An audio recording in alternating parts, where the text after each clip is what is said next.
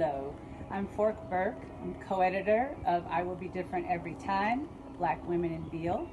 I'm also a poet living in Beale from New York. One of the current projects I'm doing is putting out a journal called Checklist 33.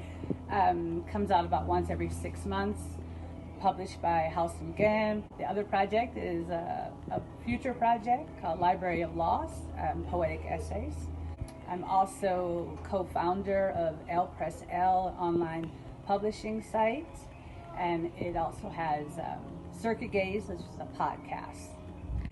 The title came from during one of the sessions, the testimony with Zamzam Andia.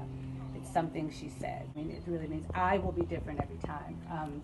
I'm not the black woman, you know, and everybody's not the same or the same all the time. So we're evolving, and that's also part of the book, like evolving women, visionary women, powerful women have things to offer and great histories and stories. It's for us, it is for future generations. I think all people should only be in charge of, you know, their own story. So I think it's a step that needed to happen in Beale. Yeah. It's like an active legacy. It's also the beginning, you know, I hope, of many more books and contributions and other inspired actions.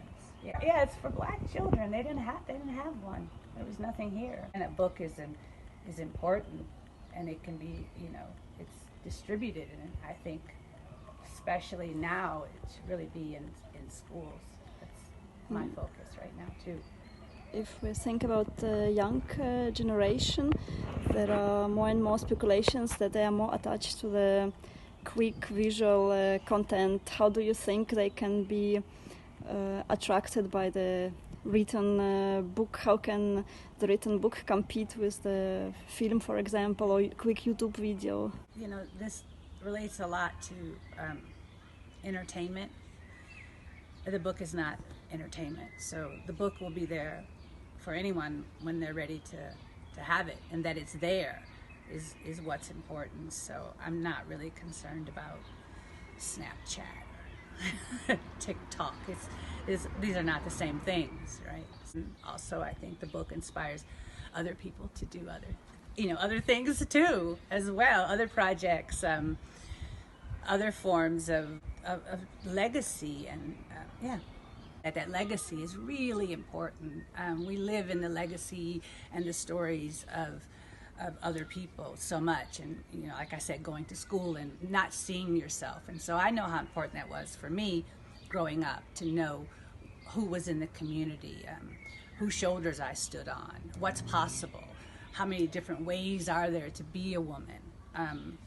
And so to share that, I think, is very important, and that leads to the health of communities, which is for the health of everybody. So that's when everybody comes in. So if it starts off being, this is for black women, this is for black children, ultimately that is for everybody.